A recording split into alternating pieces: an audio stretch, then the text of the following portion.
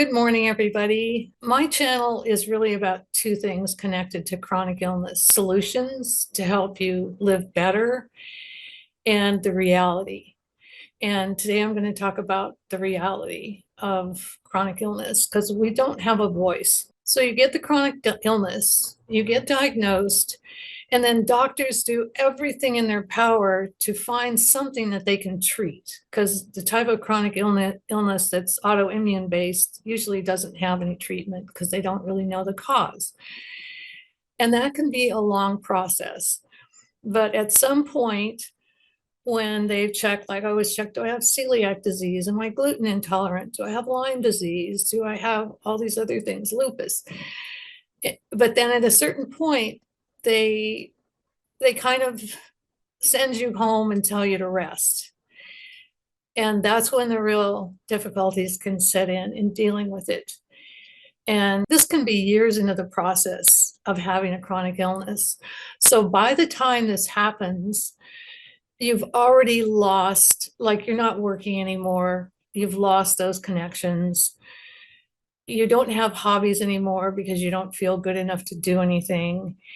And you've lost a lot of your friends because America's a culture where you do things at a time. We're going to go do this at such and such. And when you have chronic illnesses, you can't do that. And people kind of eventually just give up on you because they feel you're not interested if you don't make a certain number of events at the time that you should. I want to talk about Christmas. It's not Christmas, but I want to talk about it because I think it's a really good example of how chronic illness can not only ruin your health, it can ruin your relationships. And my best friend and I, Kathleen and I, we loved Christmas. And we'd been friends for many years, and we had a whole ritual around Christmas. And we both love the idea of buying presents, having an excuse to buy presents. And we would spend hours, figuring out what we were going to buy for who, and making sure we didn't both buy the same thing for the same person. And we just loved every minute of that. And the night before Christmas, we would disappear upstairs to her bedroom to wrap all the presents. This was in the days before gift bags, so everything had to be wrapped. And we'd be up there with what always seemed like enough, but it was never enough. And we'd be up there till 2 or 3 in the morning, sometimes giggling like teenagers because we couldn't find the tape, the pen ran out of ink. Where the heck did those little labels go that you stick on there? And it was just completely fun.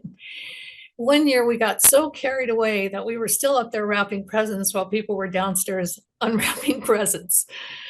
And Kathleen was very good about that kind of thing disappearing. And Christmas was always such a happy time because everybody was there. And, like any family, we have issues and problems, but on that one day, it was just really good to be together and be a family together. And it was always great, even when things didn't go great.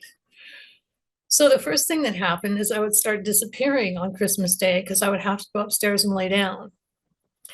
And that kind of progressed to the point where one year I just told her, I don't feel good enough to go. And I still remember her saying, but it's Christmas. Everything else she was good with, but me not actually. I mean, we weren't wrapping presents together anymore. We weren't really doing that. Sometimes I would go up there and sit with her for a while, but wasn't able to really do much. But me not actually being there just made it too much. And I said, well, I'll be fine, because honestly, I could barely sit up. I felt terrible. And she said, well, we'll come over after. And I'm like, no, don't worry about it, because for me at that time, it would make it worse. It's like you're going to come directly from the event that I just missed with the leftover food that I wasn't there to eat. I just was like, no, that it's okay. And I still remember saying, but it's Christmas. And that was just a good example of the kind of decline that I was undergoing from dealing with the continual effects of a chronic illness. And I kept journals, and I was looking back through them today before I got this ready. And one page said, I'm preparing to die. And what I meant was, I wasn't preparing to die physically, but I felt like I was dying emotionally. I was dying spiritually because I had no hope. And that's the reason I wanted to talk about this today, because I know you're out there. I know you're going through the same things. And I want to just assure you, for me, that was like rock bottom. And I don't know how it happened, but the next step was I got mad. And that's what kind of gave me the, I don't even know where I got it, gave me the energy to start fighting back in my own way by learning and researching. And now that I'm at the other end of that, I'm happy almost all the time. But I don't want to ever forget that there are a lot of people who are at that other place. And I just want to tell you, keep watching and we can fix this. We can fix this together. That's all for today. Thanks so much for being with me.